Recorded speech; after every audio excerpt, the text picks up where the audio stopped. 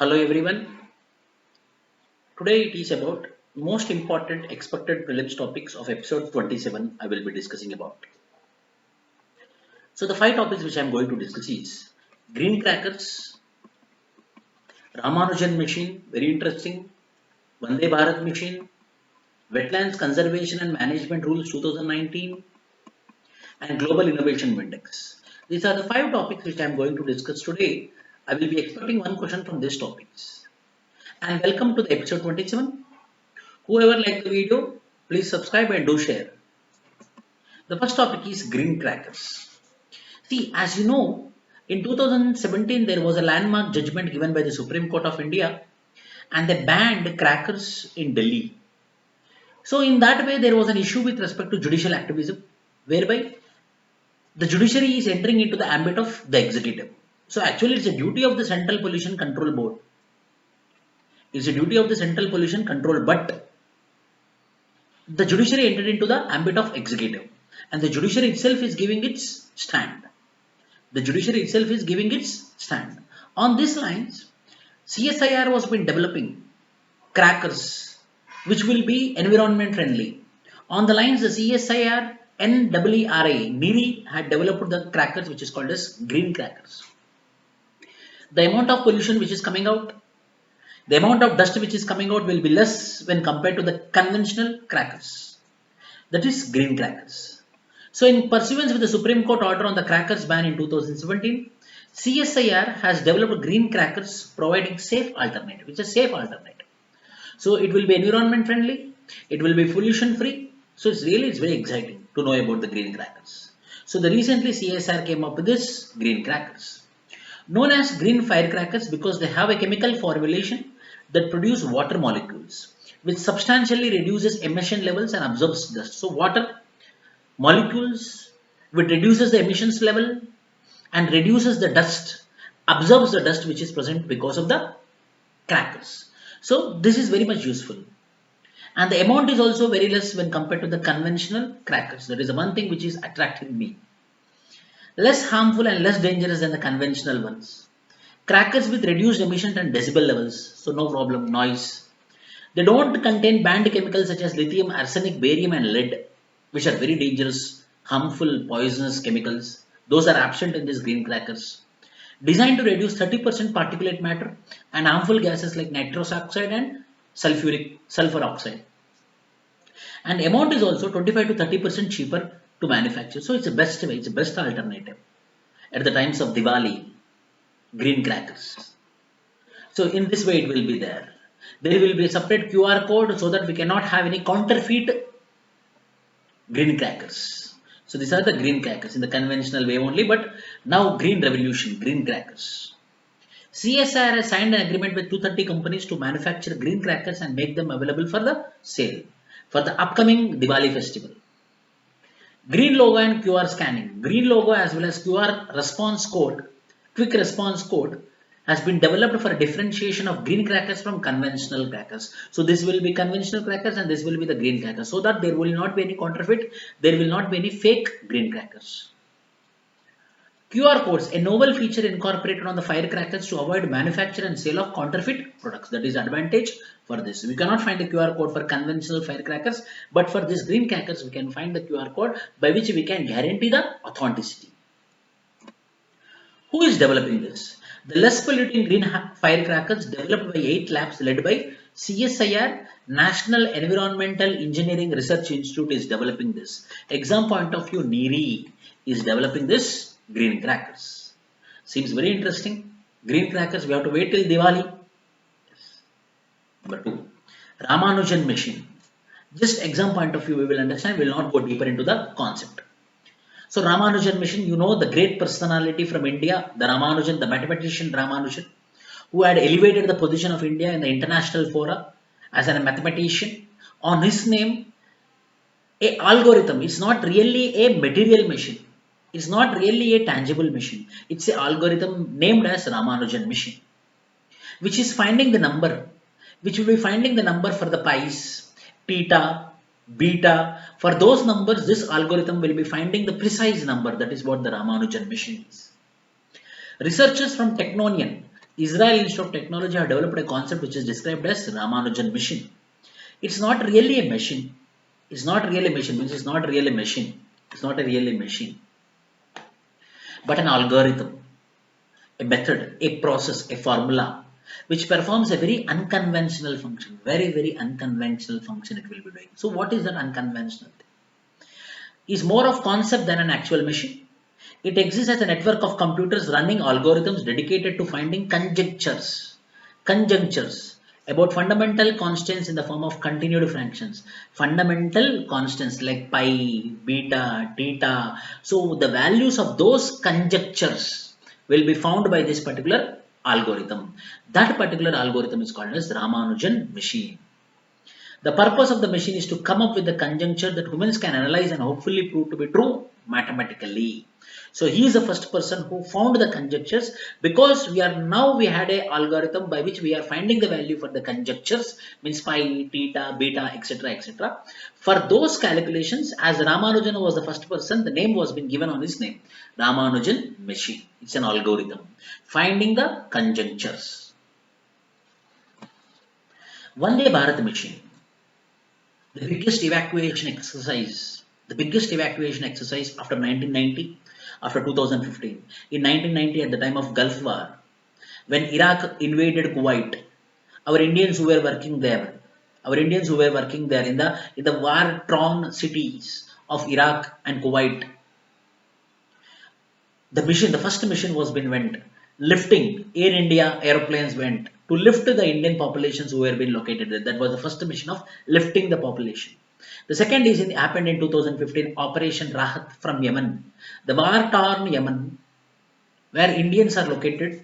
So in order to bring back them to home, Operation Rahat was being used. So Vande Bharat mission is also one particular mission for evacuation, a biggest evacuation exercise from other countries where Indians are located amid coronavirus.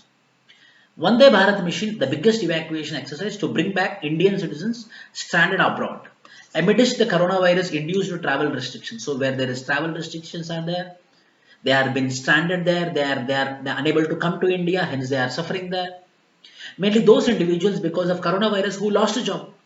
There is no income, there is no livelihood, but because of the travel restrictions, they cannot come to India. We need to protect them. So for them, the government had come up with this Vande Bharat mission to help them, to bring back them home. One of my students also came in this Vande Bharat mission from Dubai. It was very helpful.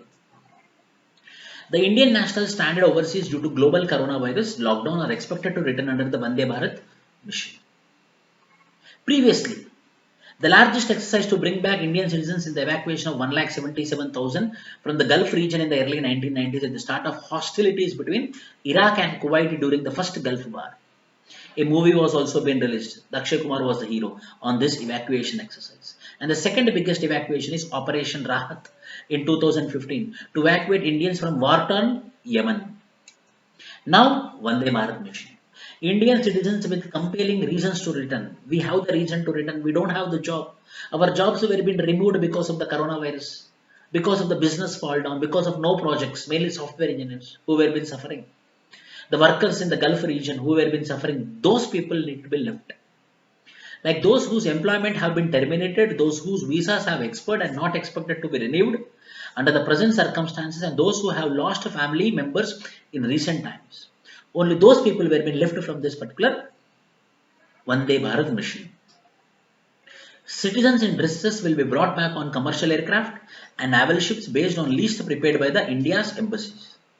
Over 10 lakh Indians are expected to return home, and more than 2 lakhs are alone from UAE, United Arab Emirates. From 10 lakhs, 2 lakhs are exclusively from the UAE. Because most of our workers, lower cadre workers, are working in UAE. So out of the 10 lakhs, the 2 lakhs are from UAE alone. So we can expect the questions under Vande Bharat mission. Most of the workers, most of the Indians who came to India is from UAE, United Arab Emirates. Wetlands Conservation and Management Rules 2019. The Ministry of Environment, Forest and Climate Change notified guidelines for implementing the Wetlands Conservation and Management Rules 2019. The rules constitute various bodies for the conservation of wetlands and define their powers and functions. So now, a Wetland Conservation and Management Rules 2019 came up, which gives the rules how to protect the wetlands. The nodal agency for the protection of these wetlands are Wetlands Authority within a state is a nodal authority for the protection of wetlands. So some of the famous wetlands are Nainital Lake, Uttarakhand, Dal Lake, Jammu and Kashmir, Dharmashala Lake, Himachal Pradesh, Sukna Lake, Chandigarh, Basai Wetland, Haryana, Hauskas Lake, Delhi. These are some of the North Indian wetlands. Compulsory, you have to remember all the famous wetlands which are located in India and their state names, where it is located. We can expect a question in your prelims. Functions. Developing a comprehensive list of activities to be regulated and permitted within the notified wetlands. So what are the things need to be done? What are the activities need to be continued in the wetlands? Preparing a list of all wetlands in the states and union territories and recommending wetlands for regulations under the rules. So focus areas. What are the developmental activities need to be done in wetlands? Whether construction activities need to be continued. A comprehensive list of activities which need to be conducted in the wetlands will be prescribed in this Wetlands Rule of 2019. Issuing necessary directions for conservation and sustainable management of wetlands to respective implementing agencies, giving them duties like state-based wetland authorities' responsibility is taking care of the wetlands. The major problem for wetlands is encroachments on the name of construction activities. So that encroachments need to be curtailed in the wetlands. Now these floods which we are observing in the urban areas is because of encroachments of the wetlands only. Prohibited activities. Setting up any industry and expansion of existing industries. Dumping solid waste or discharge of untreated waste and effluents from industries and any human settlements. Encroachment or conversion for non-wetland uses. These all are prohibited under this wetland rules. Who is going to enforce it? Wetlands authorities are responsible for ensuring the enforcement. Mainly state-based wetland authority will be there that will be implementing this Wetland Rules 2019. Global Innovation Index 2019, which was been released in India. For the first time, an emerging economy released this Global Innovation Index 2019. The Department for Promotion and Industry and Internal Trade, Ministry of Commerce and Industry, Government of India, World Intellectual Property Organization and CII, Confederation of Indian Industry are co-hosting this event. India rank also improved. It was earlier it was 57 and now it is to 52. 5 ranks we moved forward with respect to innovation. It's a good thing. You know, innovation is inevitable for the development. Either it might be social development, economical development or political development. For example, day before yesterday we had Keshavananda Bharati got expired. In that Keshavananda Bharati is an innovation of the politics, it's an innovation of the judiciary. Judicial innovation, basic structure of the constitution. So in any aspect, social, political, economical, culture, there is a need for innovation. When there is the innovations, that means the evolution is happening. So that innovation, India rank has improved from 57 to 52. Who are the publishers? Cornell University, INSEAD, World Intellectual Property Organization and GI Knowledge Partners, these 4 together are releasing this Global Innovation Index. We can expect a question, which organization is going to release this Global Innovation Index?